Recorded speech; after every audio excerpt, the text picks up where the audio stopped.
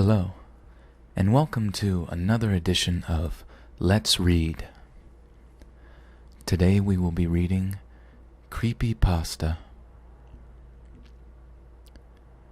Today's reading is entitled Demonic Dreams. You wake up in a cold sweat. You always do. But this one felt different. You've been having dreams lately. Dreams that didn't make a lot of sense to you. They were always the same, but in different places. They always ended up the same. A slaughter from an unknown assailant and a pool of blood around your feet. It started 3 years ago, when you had the one chance to change your life, but you didn't. February 14th, 2010. You come home from school with a cool breeze behind you. You and your friend Andy were walking to your house and were talking about manly things like supercars and motorcycles. "I've always wanted a McLaren," Andy says. "They look nice, go pretty damn fast, and are expensive, so who wouldn't want one?" You take this all in stride. You know your mind, and he's been pushing you to get that car since he heard about your grandfather's passing and his $2 million inheritance to you. Think about it, though. We could show up like total badasses on the final days of senior year, impress everyone. You look at him and smile briefly. "You're too damn enthusiastic about this, but we'll see. It might just work," is all you can say to him. You wake up in the middle of the night to hear your mom pounding on the door. "Are you all right?" is all you hear from her. Then you hear a cry and an anguished gurgle. Thud. You finally work up the nerve to move towards the door, but step in something slick and fall. Blood.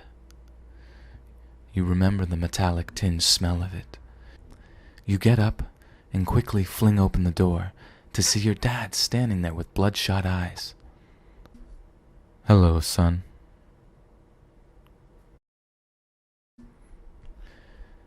It's been 3 days since your dad killed your mother and you fled to live with Andy. After telling him everything about it, he finally looks up and says one thing. "I'm sorry I caused this." You look at him with uncertain feelings, not knowing what he means about that statement. "I had to tell our dad about our plan, and he wants the inheritance for himself. I'm sorry." You look at him and realize that this happened out of self-preservation, as your dad has always been an asshole to everyone you knew. "No, Andy, I'm sorry. Sorry for what's about to happen." You walk into the kitchen and grab a small table knife that has been sharpened to its finest edge. Andy walks in right behind you, expecting you to commit suicide. He was right. You take the knife, and right as you're about to plunge it into your own chest, he deftly disarms you. "No son of a bitch friend of mine is going to commit suicide." You look at him and realize that he was right now all along. "Now let's go to bed and talk tomorrow." But you wake up to hear a blood-curdling scream.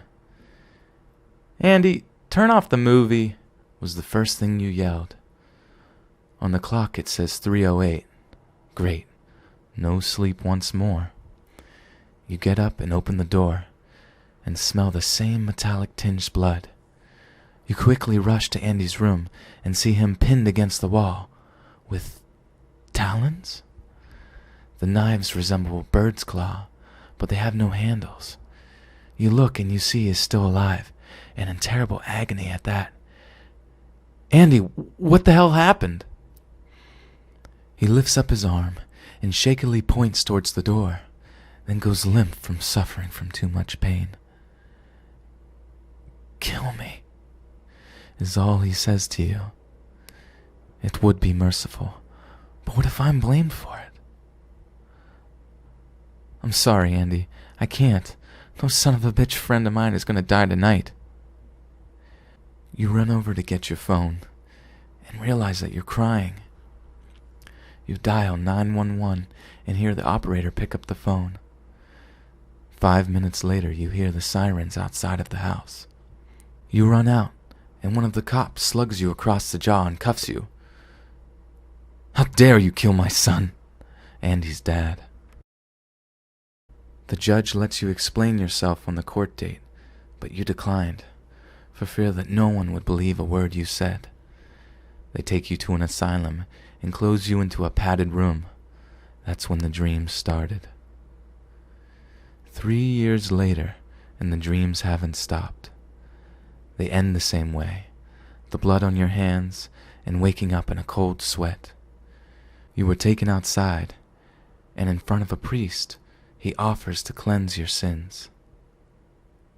I have done nothing to deserve your pity, old man, is all you can offer before being taken back to your room. You wake up that night from another massacre, but this one felt different. You quickly clear your nose and sniff the air. It smells like meat, but you can't tell what kind. But you smell another thing, a metallic hint of what? Your senses have been dulled, and you can't pick up that scent as well. Blood. You remember and realize that after wiping your hands off on the mat, that you left a darkened stain. You've always woken up in blood, not sweat. But why? Why would you do this? You can't seem to remember. You quickly recall your dreams and realize that there have been mirrors.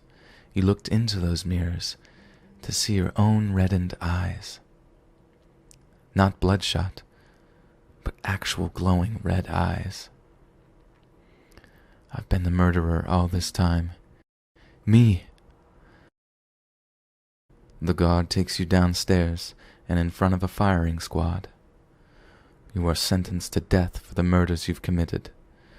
Just as you look up and see a face, it has a knowing grin. And the demonic red eyes wink at you before your world turns black.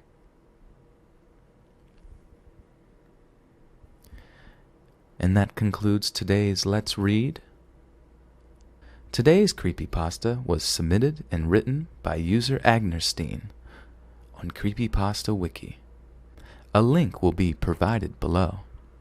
If you'd enjoyed this reading and would like to hear more Let's Reads, please like, comment, and subscribe below. Thank you so much, and have a great evening.